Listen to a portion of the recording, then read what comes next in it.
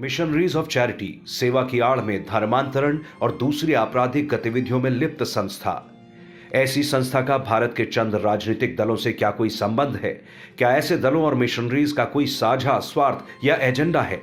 ये सवाल इसलिए क्योंकि मिशनरीज के खाते फ्रीज हुए तो शोर संस्था ने नहीं बल्कि पश्चिम बंगाल की सत्ता पर काबिज तृणमूल और उसके धुर विरोधी माकपा ने मचाया। दो विरोधी दल और एजेंडा एक। 27 दिसंबर के दो ट्वीट बड़े खेल की ओर इशारा कर रहे हैं। ममता बनर्जी का ट्वीट था, यह सुनकर दिल दहल गया है कि क्रिसमस के दिन केंद्रीय मंत्रालय ने भारत में मदर टेरेसा के मिशनरीज ऑफ चैरिटी के सभी बैंक खातों को फ्रीज कर दिया है। भारत सरकार द्वारा यह कदम उठाए जाने से 22,000 रोगी और कर्मचारी बिना भोजन और दवाओं के पड़े हैं। जब कानून सर्वोपरि है तो मानवीय प्रयासों से समझौता नहीं किया जाना चाहिए। इससे ठीक 16 मिनट पहले पश्चिम बंगाल के माकपा सचिव सूर्यकांत मिश्र ने भी लगभग ऐसा ही ट्वीट किया। केंद्रीय गृह मंत्रालय के खिलाफ ट्वीट हुए तो देश विरोधी तत्वों को भी मौका मिल गया। चैनलों पर ब्रेकिंग चलने लगी। पुराने ख्यात पत्रकार और विश्लेषक अचानक सक्रिय हो गए। खूब शोर मचा तो शाम को केंद्रीय गृह मंत्रालय ने बयान जारी किया।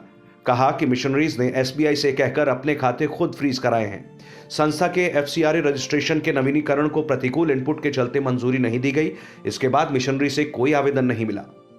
रजिस्ट्रेशन 31 अक्टूबर तक था, लेकिन प्रक्रिया के चलते इसे 31 दिसंबर तक बढ़ाया गया। अब मजबूरन संस्था को भी बताना पड़ा कि उसका एफसीआरए रजिस्ट्रेशन ना तो निलंबित किया गया और ना ही निरस्त।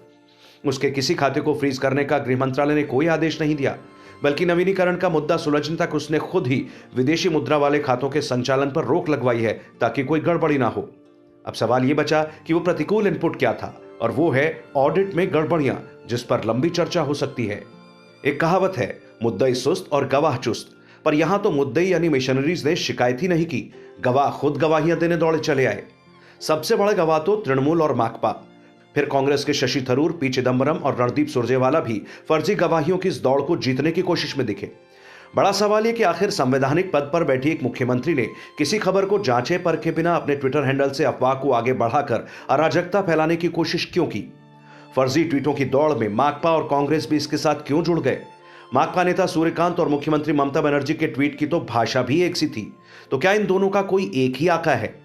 ये सब कुछ ऐसी संस्था के लिए जिसका इतिहास दागी है, असामाजिक और आपराधिक।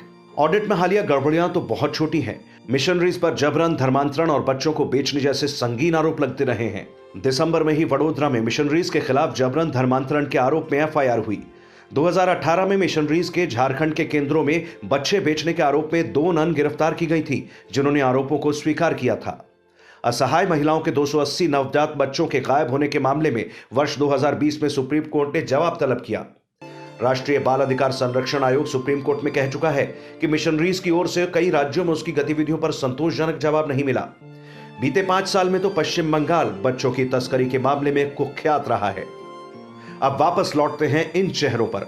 इन्हें देखिए और फिर एक दागी संस्था के लिए इनकी पैरवी को देखिए और समझिए कि आखिर दिल किसके दहले होंगे।